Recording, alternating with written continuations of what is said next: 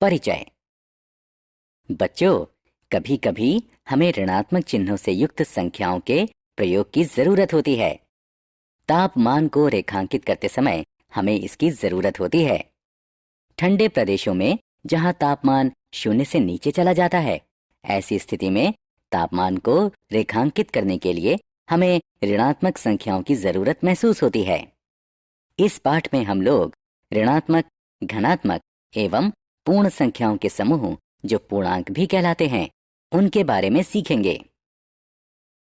उद्देश्य: इस पाठ के अंत में आप निम्न करने में सक्षम हो जाएंगे।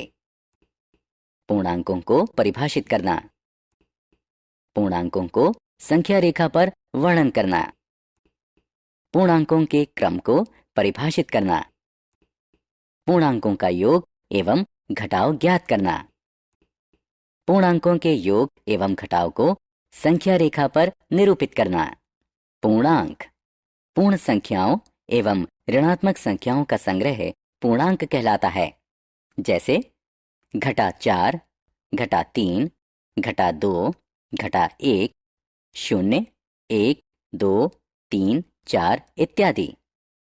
प्रिय बच्चों, आप लोग प्राकृत संख्याओं एवं पूर्ण संख्याओं के बारे में पहले पढ़ चुके हैं।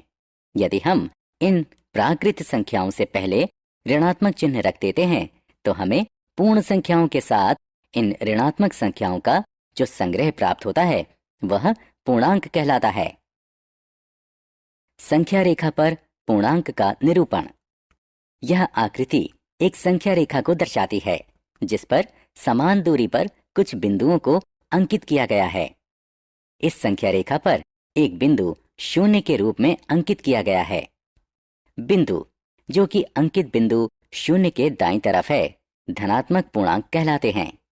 बिंदु जो कि अंकित बिंदु 0 के बाईं तरफ हैं, ऋणात्मक पूर्णांक कहलाते हैं, जो कि घटा 1, घटा 2, घटा 3 इत्यादि हैं। इस प्रकार के पूर्णांकों का निरूपण संख्या रेखा निरूपण कहलाता है। यहाँ -2 अंकित करने के लिए हम समान दूरी से दो बिंदु 0 से दाईं तरफ बढ़ते हैं। इसी प्रकार घटा 5 अंकित करने के लिए हम 0 से 5 बिंदु बाईं तरफ बढ़ते हैं। पूर्णांकों का क्रम। एक बार पुनः संख्या रेखा पर अंकित पूर्णांकों का अध्ययन करते हैं। हम जानते हैं कि संख्या 9 संख्या 5 से बड़ी है। अब जबकि हम संख्या रेखा को देखते हैं तो ज्ञात होता है कि संख्या 9 संख्या 5 से 4 अंक दाईं तरफ की दूरी पर है। इसी प्रकार संख्या 5 0 से बड़ी है, इसलिए यह 0 से दाईं तरफ है। क्योंकि 0 घटा 2 से दाईं तरफ है, अतः यह घटा 2 से बड़ी है। इसी प्रकार घटा 2 घटा 7 से दाईं तरफ है, अतः घटा 2 घटा 7 से बड़ी है।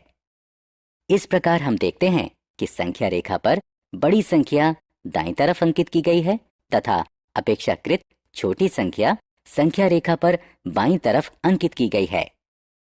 पूर्णांकों का योग। दो धनात्मक संख्याओं का योग।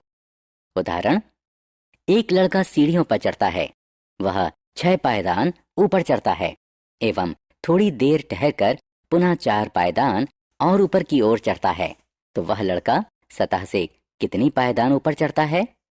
हल: आप देख सकते हैं कि उसने कुल मिलाकर 6 + 4 पायदान चढ़े हैं, जो कि 10 पायदानों के बराबर होते हैं। दो ऋणात्मक संख्याओं का योग।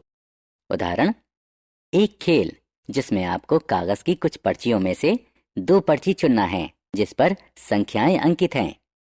आपको चुनी हुई दोनों पर्चियों के ऊपर अंकित संख्याओं का योग निकालना है। मान लें अगर आपको संख्या क्रमशः घटा 2 एवं घटा 5 मिलती है, तो बताइए इन दोनों संख्याओं का योग क्या होगा?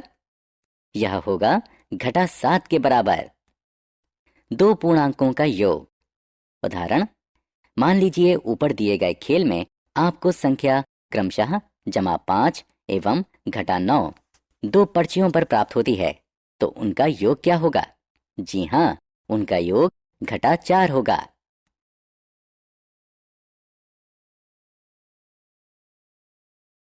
पूर्णांकों के योग का संख्या रेखा पर निरूपण। प्यारे बच्चों, अब हम संख्या रेखा पर किन्हीं दो पूर्णांकों का योग करना सीखेंगे। मान लें अगर हमें पूर्णांक 6 एवं 4 के योग को संख्या रेखा पर निरूपित करना है।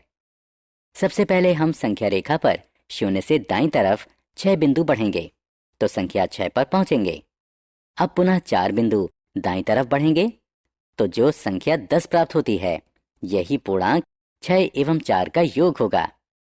अब हम दो ऋणात्मक संख्याओं घटा 5 एवं घटा 4 का योग संख्या रेखा पर निकालते हैं। इस स्थिति में हम पहले 0 से बाईं तरफ 5 बिंदु बढ़ते हैं, पुनः 4 बिंदु बाईं तरफ और बढ़ते हैं तो संख्या घटा 9 पर पहुंचते हैं। इस प्रकार हमें पूर्णांक घटा 5 एवं घटा 4 का योग घटा 9 प्राप्त होता है। अतः हमें ज्ञात होता है कि दो धनात्मक पूर्णांकों का योग सदैव धनात्मक होता है एवं दो ऋणात्मक पूर्णांकों का योग सदैव ऋणात्मक पूर्णांक होता है।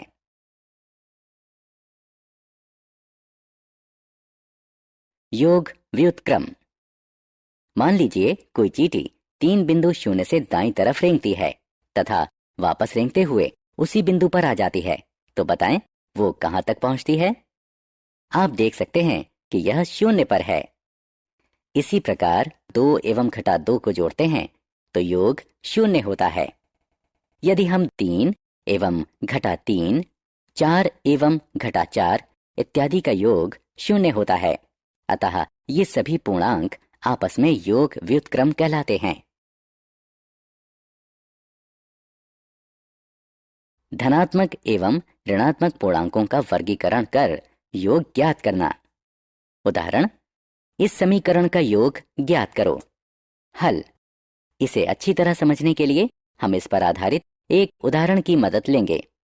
हम दी हुई संख्याओं को इस तरह से क्रम में रखते हैं जिससे कि सभी धनात्मक पूर्णांक एक साथ एवं सभी ऋणात्मक पूर्णांक एक साथ हों और यह हल करने पर घटा 10 आएगा।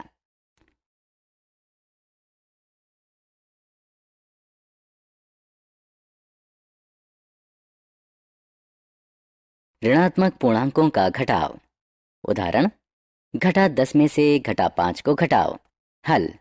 अब हम संख्या रेखा का प्रयोग कर घटा 10 घटा कोष्ठक में घटा 5 का मान ज्ञात करते हैं।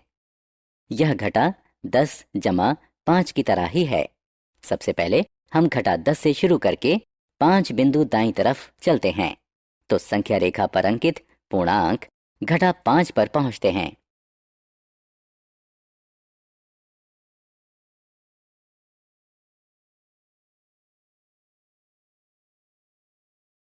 सारांश।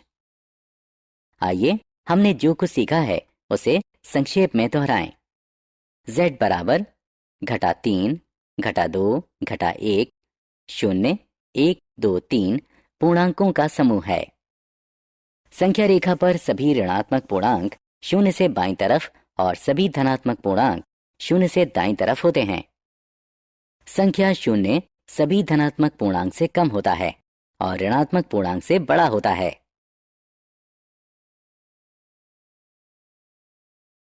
पूर्णांकों के जोड़ एवं घटाव। 1.